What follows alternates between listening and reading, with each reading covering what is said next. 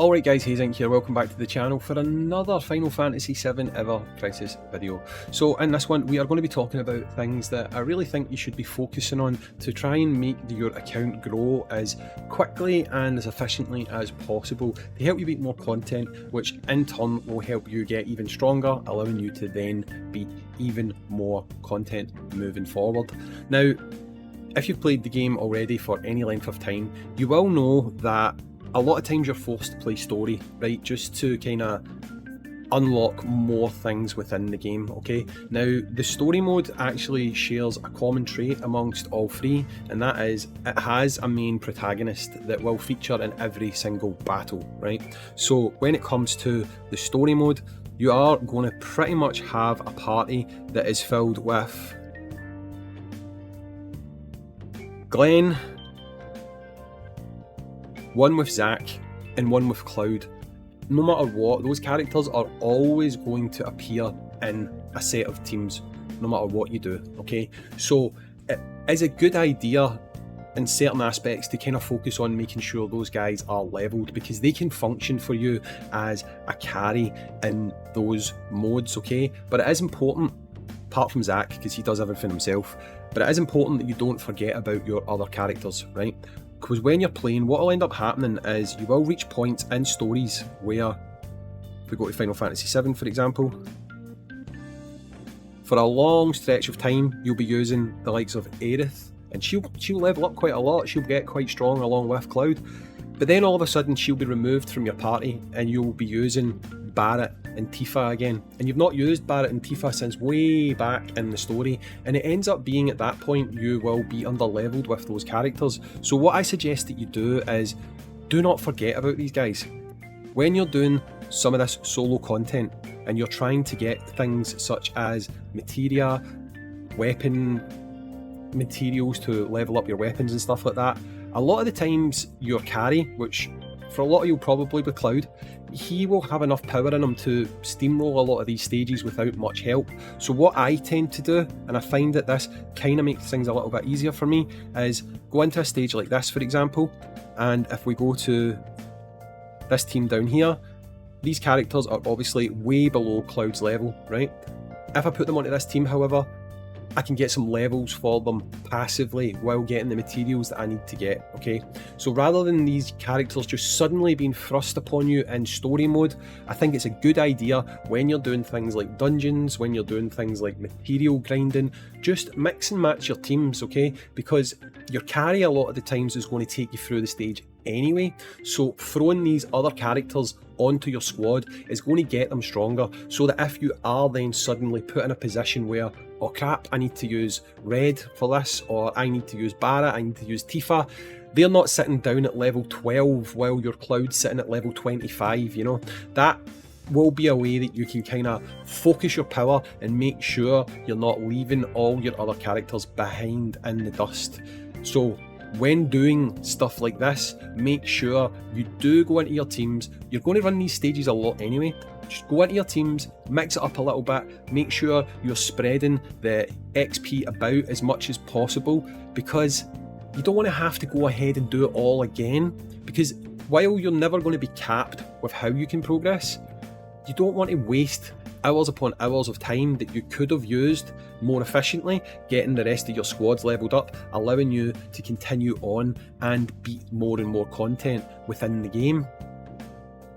Now, speaking of content within the game, there is a lot. There's a lot of things that can distract you, there's a lot of things that can kind of sidetrack you, but what you should do at the start is focus on pushing story as much as possible, okay? The reason I say this is because pushing story is going to allow you to unlock a lot of additional systems. Those systems are going to allow you to reach higher levels with your characters, get new abilities, do new things, and basically overall make the rest of your gameplay experience a lot more easy, okay? Now, it can be very, very, very tempting just to simply jump off and do the next thing that's unlocked, and jump off and do the next thing that's unlocked, but actually, it probably makes more sense to just focus on pushing the story as much as possible, because doing that is what's going to allow all these type of additional systems to unlock. Things like your synthesis to get yourself new materia, things like your growth for your characters and stuff like that, which is ultimately going to allow you to get stronger.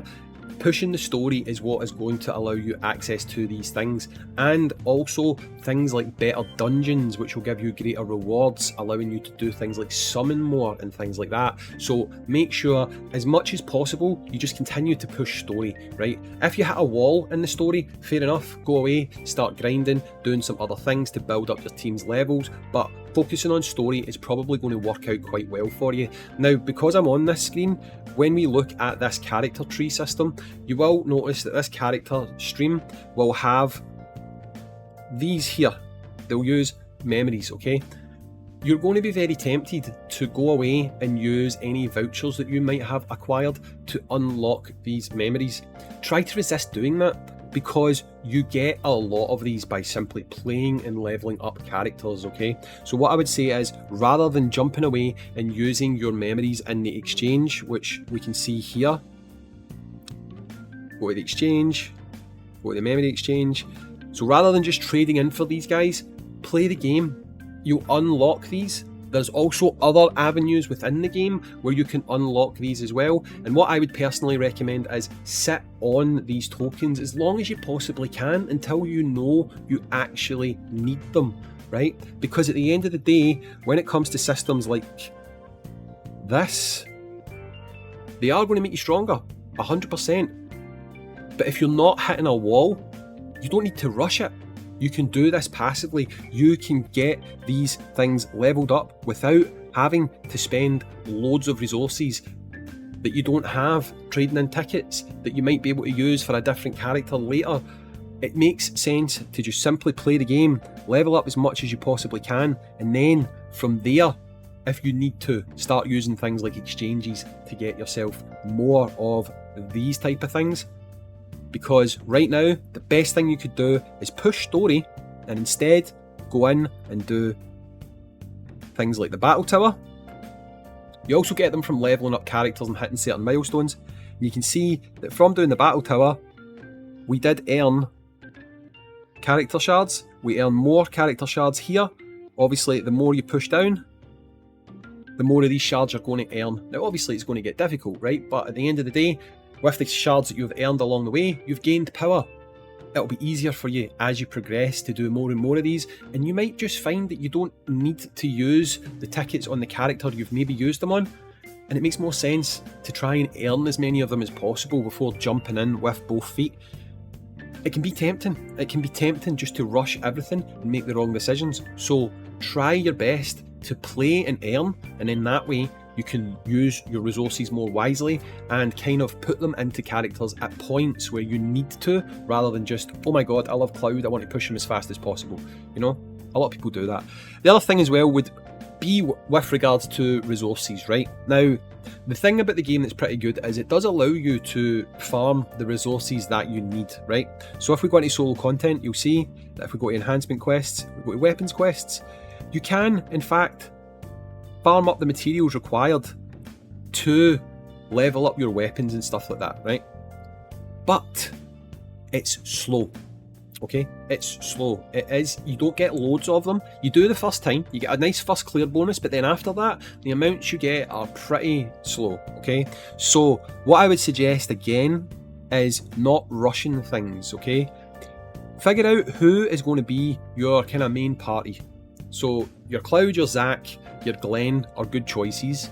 I would look at potentially, if you've got a good weapon for those guys, level them up because they're going to be used in a lot of content, right?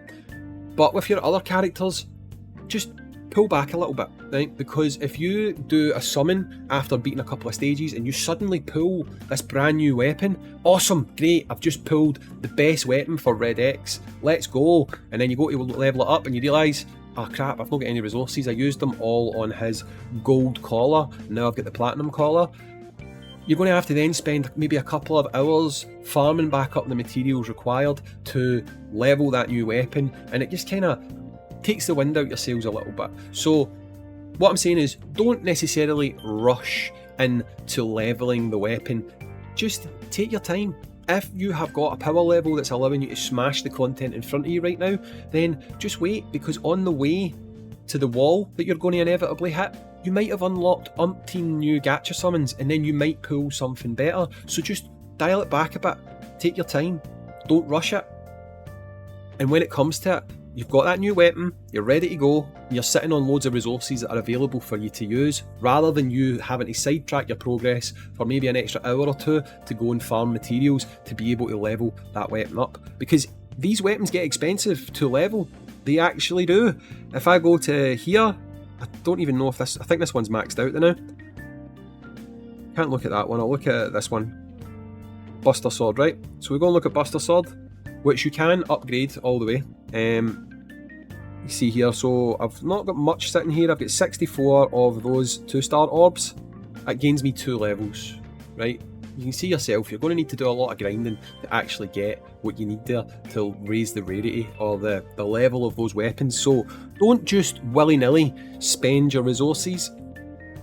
Be wise with them, be smart with them, and then you might not need to spend as much time grinding at a point where you really just want to push on a little bit further, right?